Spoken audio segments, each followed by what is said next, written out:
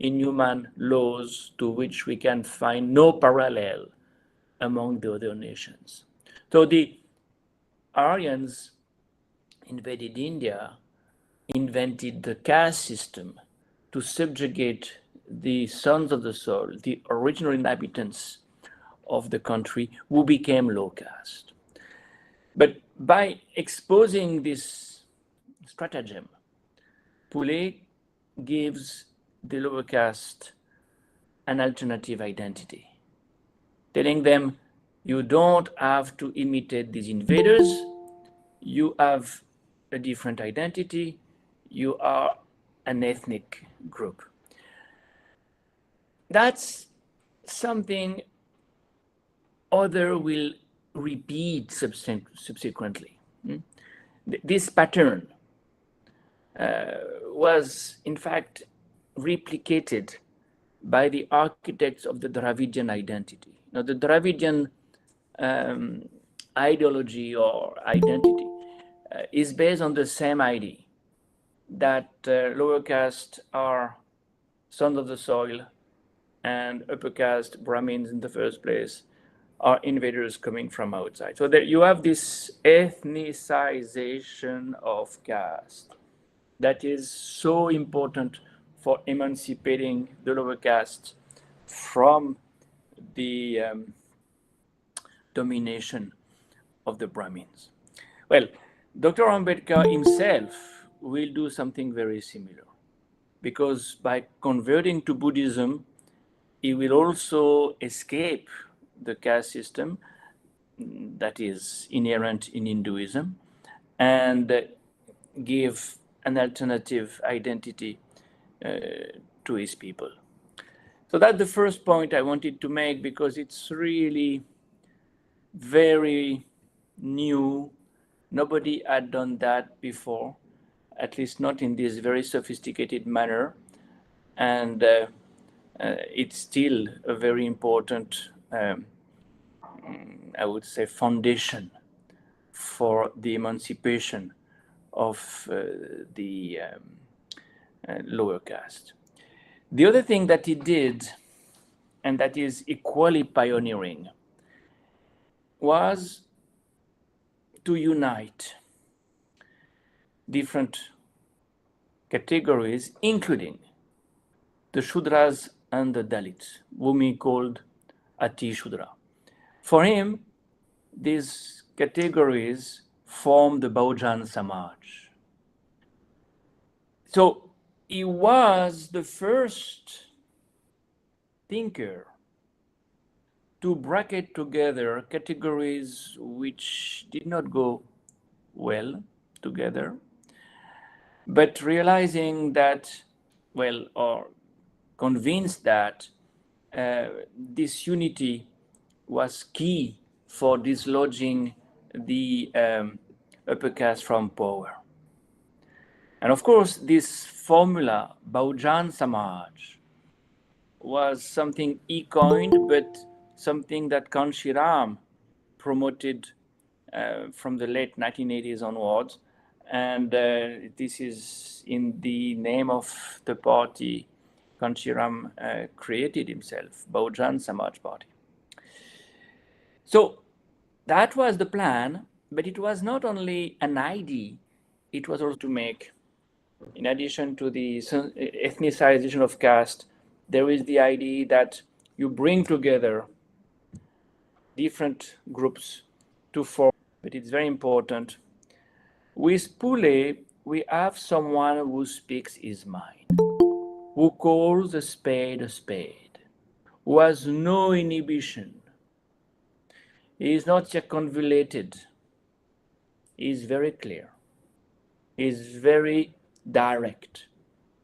His discourse is even offensive when he targets the Brahmins, when he targets the Brahmins in very vehement pamphlets.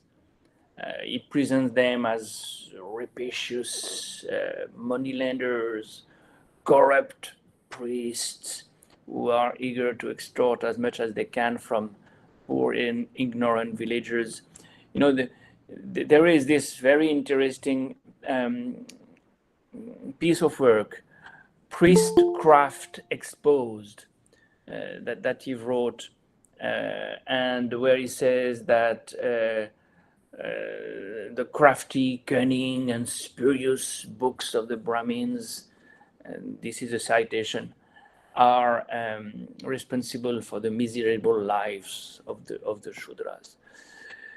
That is new. To speak that way is new, and it prepares the ground for what we will hear subsequently, what Dr. Ambedkar himself will precise and direct, and you have to say things and that nobody dared to say before. So that's the third very important quality of Phule. The fourth one is, of course, something again completely pioneering. He was a pioneer in terms of organization. You know,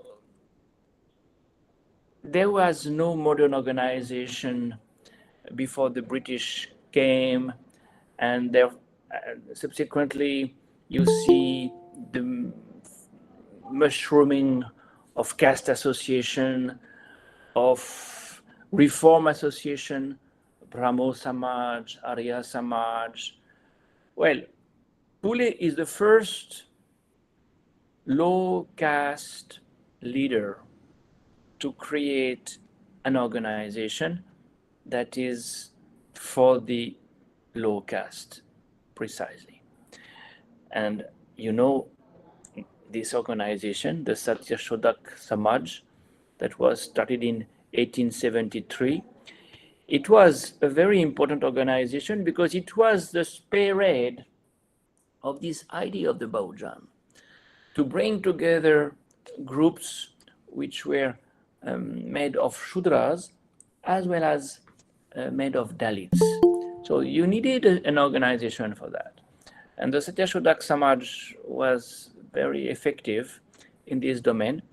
One thing the Satyashodak Samaj did that was not clear till then was to bring Marathas close to OBCs, Malis, and even close to Dalits. So you have, with the Jede family in Pune, for instance, Marathas who join the Phule movement. But beyond the farmers, peasants like Jede, you have also Maharajas, Maratha princes. And the Maharaja of Baroda, of course, very much approved of Phule's ideological commitment, supported his initiatives. He donated large amounts of money to his movement. As you may remember, Maharaja of Baroda will also support Dr. Ambedkar when he studied abroad. And another one who also supported Dr. Ambedkar, by the way, was no one else but the Maharaja of Kolhapur, Shahu Maharaj, who was in charge of the Kolhapur state later, but who was, after Phule died, a very important supporter of Satyashodak Samaj. Phule died in 1890. Shahu Maharaj take over power in 1894 and will remain in charge till 1922, and will be a supporter of the Satyashodak Samaj, making Marathas part of the Satyashodak Samaj also.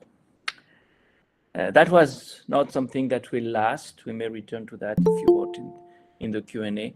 Marathas will gradually leave Satyashodak Samaj, but at its peak, this organization was really a mass organization attracting Dalits, OBCs, and Marathas. Last point, but not the least. Phule is also a social scientist. Not, of course, a scholar like Dr. Ambedkar. He doesn't have the same caliber, but someone who is a social scientist for the simple reason that he compares. He compares the situation of the Dalits, low caste people, and the situation of groups which are similarly dominated, exploited, segregated elsewhere in the world.